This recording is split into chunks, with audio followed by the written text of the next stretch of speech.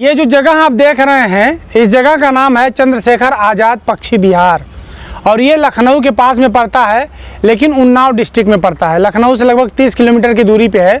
तो अगर आप आना चाहते हैं, कोई उत्तर प्रदेश में बेस्ट डेस्टिनेशन विजिट करना चाहते हैं, तो आपके लिए ये चंद्रशेखर आज़ाद पक्षी विहार एक बहुत ही अच्छा डेस्टिनेशन होगा। यहाँ पे 7 समुंदर पार से साइबेरियन क्रेन ठंड के मौसम में नवंबर, दिसंबर, जनवरी के आसपास आती हैं और यहाँ पे 2 महीने तक रहती हैं, इसके बाद वापस चली जाती हैं।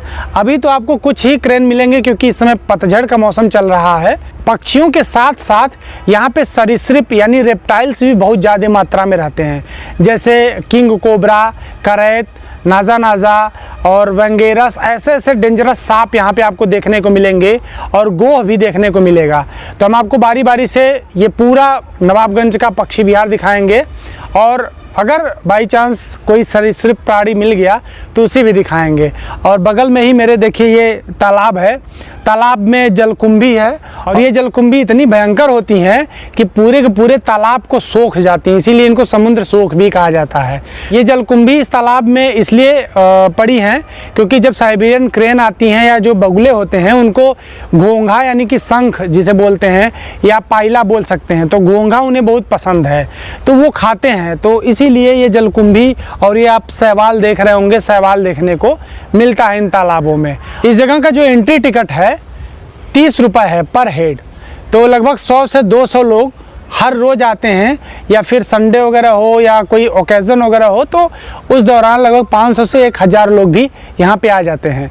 बाइक का चार्ज है 20 रुपये और अगर आप कैमरा लेके आते हैं तो 500 रुपये चार्ज है, और अगर आप 4 व्हीलर से आते हैं तो 100 रुपये यहाँ पे स्टैंड का चार्ज है।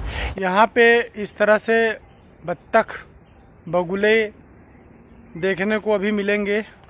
और ये देखिए, ये है बंदरों का तांडव। पेड़ों पे बैठ के ऐसा तांडव मचाते हैं कि हर जगह लिखा हुआ है बंदरों से सावधान।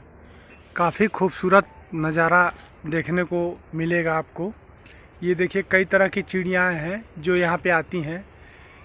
शहीद चंद्रशेखर आज़ाद पक्षी विहार, जो साइबेरिया से आती हैं उनकी बात ही अलग है। वो तो हज़ारों की संख्या में आती हैं, 2 महीने रह के फिर चली जाती हैं। तो अगर आप यहाँ पे आना चाहते हैं तो आपके लिए बेस्ट टाइम होगा नवंबर, दिसंबर और जनवरी, क्योंकि इन्हीं 3 महीनों में बाहर से बर्ड्स आती हैं।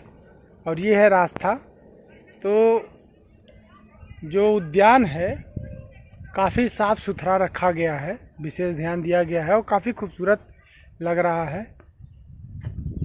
ये काफ़ी लंबा झील है, बहुत दूर तक फैला हुआ है, कम से कम ये 3 किलोमीटर के एरिया में फैला हुआ है। और इसमें ये कमल के पेड़ है। इधर है ये टावर, और टावर पे अगर आप चढ़ते हैं तो पूरा झील का नज़ारा आप देख पाएंगे। तो हम आपको टावर पे चढ़ के दिखाते हैं। क्यों सर, आपको झील कैसा लगा? बहुत अच्छा है सर, बहुत अच्छा है ना? आया हूँ यहाँ घूमने के लिए। अच्छा, मेरा पूरा पैसा वसूल हो गया है। वाह। 30 रुपये टिकट है इस जगह का। तो हम चल के आपको टावर पे दिखाते हैं कि ये झील किस तरह से दिखाई देता है।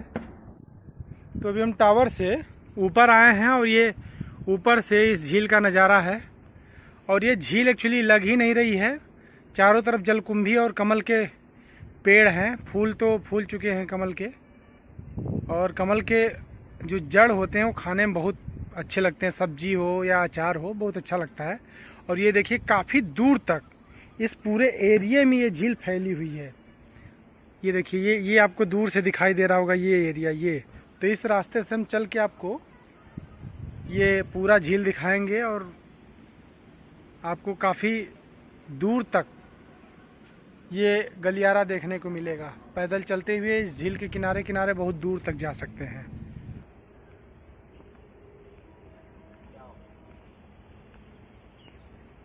हम लोग लगभग 2 किलोमीटर आ चुके हैं और 2 किलोमीटर इधर की तरफ जंगल देखने को मिलेगा, यानी हमारे राइट साइड की तरफ, और लेफ्ट साइड की तरफ आपको झील देखने को मिलेगा जिसमें कमल के फूल हैं, जलकुंभी है और कई प्रकार के शैवाल हैं जिसे एल्गी बोलते हैं। और इन जंगलों में आपको रेप्टाइल्स, सरीसृप, यानी सरीसृप का मतलब होता है कि जो रेंगने वाले जीव होते हैं वो देखने को मिलेंगे, जैसे कि सांप है और गिरगिट देखने को मिलेगा। यहाँ पे लिखा है बालम खीरा का पेड़, और हम लोग हमेशा से सुनते आए हैं चूरन बालम खीरा पेट को बना दे हीरा। ये हाजमा का काम करता है जो जंगलों में पाया जाता है। और ये देखिए खीरे की तरह दिख रहा है। देखिए वहाँ पे एक फिजेंट देखने को मिल रहा है। अगर हम वहाँ पे पहुँच जाएं तो हम आपको दिखाएंगे। चलिए हम आपको दिखाते हैं, इसके अंदर से चल के दिखाते हैं।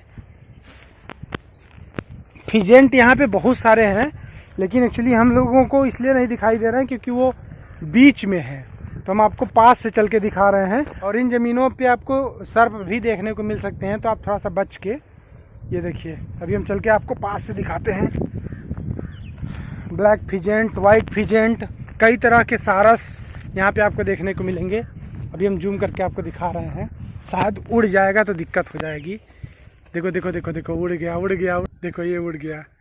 हैं ढेर सारे, लेकिन समस्या ये है कि सब के सब झील में है, सब बीच में है। इस समय नाव भी नहीं चल रही है क्योंकि पानी थोड़ा सूख गया है। ये है 4 किलोमीटर के बाद 7वां लाइट हाउस या खंभा बोल सकते हैं, जिससे झील दिखाई देता है। तो ये 7वां है और बगल में ही 8वां भी है, सामने दिखाई दे रहा है। और ये 2 पास में हैं। अब इनकी वजह क्या है ये नहीं पता, लेकिन हम आपको चल के दिखाएंगे। तो इनके ऊपर कुर्सियां भी लगाई गई हैं, जिस पे दर्शक, इधर झील है और इसके ऊपर अगर हम चढ़ेंगे तो ऊपर कुर्सियां लगाई गई हैं जिस पे बैठ के लोग नज़ारे देख सकते हैं। एक्चुअली यहाँ बहुत दूर दूर से लोग आते हैं, केरला, तमिलनाडु वगैरह से भी लोग आते हैं। और जो रिसर्चर स्टूडेंट्स होते हैं वो ज़्यादा आते हैं, जिनको वाइल्ड लाइफ सेंचुरी के बारे में दिखाना होता है, क्योंकि उनका प्रोजेक्ट होता है। ये देखिए कुर्सियाँ हैं, तो जिन बच्चों का प्रोजेक्ट होता है national park, wild life sanctuary वगैरह का, तो उनके लिए काफ़ी ये अच्छी जगह है। उनको काफ़ी यहाँ पे चीज़ें सीखने को मिलती हैं। ये बैठने की जगह है धूप में। और इधर देख सकते हैं आप, ये पूरा का पूरा जंगल है, बहुत घना जंगल है। पिछली बार हम आए थे तो हम पूरा नहीं घूम पाए थे, लेकिन इस बार हमने ये सोचा था कि हम पूरा घूमेंगे। लेकिन इतना दूर है, लगभग 4.5 किलोमीटर हम लोग पैदल चल चुके हैं और अभी तक हम लोग पूरा झील पार नहीं कर चुके हैं। ये है गूलर का पौधा और इसको फाइकस ग्लोमेराटा कहते हैं। और जो बरगद का पौधा होता है उसको फाइकस बैंगलेंसिस कहते हैं। और ये गूलर का पौधा जो है वो काफ़ी पुराना है। और ये बताया जाता है कि गूलर का फूल किसी ने नहीं देखा, तो आखिर में ये जो फूलते हैं वो क्या होता है। ये छोटे छोटे फल हैं इसके, गूलर के, आपको दिखाई दे रहे होंगे। ये छोटे छोटे गूलर के फल हैं। और लोग बताते हैं कि क्या तुम गूलर के फूल हो गए हो क्या, यानी गूलर के फूल दिखाई नहीं देते। तो ऐसे कई तरह के मेडिसिनल प्लांट आपको यहाँ पे दिखाई देंगे। ये देखिए सैलिक्स है, और ये प्लांट जो है ये मेडिसिनल प्लांट है, मेडिसिन वगैरह में यूज होता है, आयुर्वेद में यूज होता है। ये आपको एक मोर दिखाई दे रहा है, लेकिन वो चला गया आगे। देखते हैं जूम करके दिखाई दे रहा है कि नहीं। ये है मोर, और इनकी आवाज़ पूरे जंगल में गूंजती रहती है। यहाँ के लोग बता रहे हैं कि ये रंजक का प्लांट है। अगर हम इसके फल को अगर तोड़ के देखें तो इसमें से रंग निकलता है। ये फल है इसका, इसमें से आपको कलरफुल दिखाई देगा। लोग खाते भी हैं, लेकिन टेस्ट बहुत अच्छा नहीं लगता। लेकिन इसमें कलरफुल, पहले के लोग अपने सफ़ेद कपड़े को रेड कलर से इसी से रंगाई किया करते थे। ये यहाँ पे लिखा हुआ है इंडेंजर्ड प्रोजेक्ट यूपी लखनऊ। अब हम आपको बताते हैं इंडेंजर्ड प्रोजेक्ट का क्या मतलब होता है। जो प्रजातियाँ खतरे में हैं, विलुप्त के कगार पे हैं, उनको एक ऐसा संरक्षण दिया जाता है जिससे उनकी प्रजातियाँ बचाई जा सके।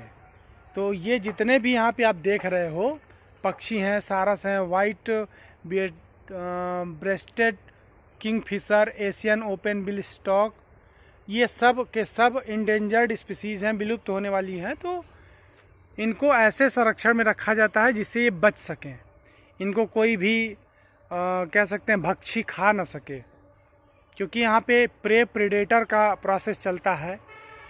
वाइल्ड लाइफ सेंचुरी हो चाहे नेशनल पार्क हो, यहाँ पे एक प्रे होता है तो दूसरा प्रेडेटर होता है। जैसे मान लो हम अगर हिरण की बात करें तो हिरण प्रे होता है जो खाया जाता है, और जो शेर होता है या बाघ होता है वो प्रेडेटर होता है जो हिरण को खाता है। 5 से 6 किलोमीटर दूर हम लोग आ चुके हैं। तो पहले चारों तरफ से रास्ता घिरा हुआ था, लेकिन अब ये रास्ता समाप्त होने वाला है। नवाबगंज का ये जो बर्ड सेंचुरी है काफ़ी दूर में फैला हुआ है, लगभग 10 से 12 किलोमीटर में फैला हुआ है। तो झील के उस तरफ भी जंगल है और झील के इस तरफ भी जंगल है। तो जंगलों के बीच में ये बर्ड सेंचुरी है जिसमें बहुत दूर दूर से बर्ड्स आती हैं, जैसा कि हम आपको बता चुके हैं। लेकिन इस समय अप्रैल के महीने में आपको यहाँ पे साइबेरियन क्रेन तो नहीं देखने को मिलेंगी, लेकिन वाइट फिजेंट, ब्लैक फिजेंट जो सारस की प्रजातियां हैं और बगुले वगैरह देखने को मिलेंगे यहाँ पे। और यहाँ पे अगर आप आते हैं तो आपको यहाँ पे होटल की भी व्यवस्था है, बाहर आपको मिलेगा, कमरा मिलेगा, जिसका जो किराया है 1200 से 1500 के बीच में है एक कपल का, 2 लोगों के लिए। लगभग 250 प्रजातियां पक्षियों की यहाँ पे पाई जाती हैं और लगभग 30 से 40 प्रजातियां सरीसृप की यहाँ पे पाई जाती हैं। तो बहुत सारे स्टूडेंट जो बायोलॉजी के स्टूडेंट होते हैं यहाँ पे स्टडी करने आते हैं, तो वो लोग कमरा लेके रहते हैं, या फिर जो लोग झील के शौकीन हैं, बर्ड्स के शौकीन हैं, वाइल्ड लाइफ सेंचुरी या नेशनल पार्क वगैरह देखना चाहते हैं, तो वो लोग यहाँ पे आते हैं, कमरा लेते हैं और देखते हैं। तो अगर आप यहाँ कमरा लेना चाहें तो यहाँ पे भी ले सकते हैं, लखनऊ में लेना चाहें तो लखनऊ में भी ले सकते हैं, क्योंकि ये लखनऊ के पास है और कानपुर लखनऊ हाईवे पे है। तो हमने सब ये नवाबगंज बर्ड सेंचुरी पूरा हमने आपको दिखाया। अगर ये वीडियो अच्छा लगा हो तो लाइक करें, शेयर करें, लोगों को भी जानना चाहिए कि उत्तर प्रदेश में एक बहुत बड़ा बर्ड सेंचुरी है जिसे सबको देखना चाहिए। काफ़ी सैलानी भी यहाँ पे आते रहते हैं। और अगर आप मेरे चैनल पे नए हैं तो प्लीज़ इस चैनल को सब्सक्राइब करके बेल आइकन ज़रूर दबाएं, जिससे आपको नोटिफिकेशन मिलती रहेगी। तो मिलते हैं अगले वीडियो में, तब तक के लिए आप सबको बहुत बहुत धन्यवाद।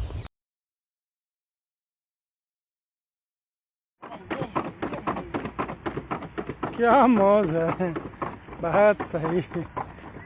ये है घोड़ा जो इसी पक्षी विहार के सामने पार्क बना हुआ है, उधर भी लोग झूल रहे हैं।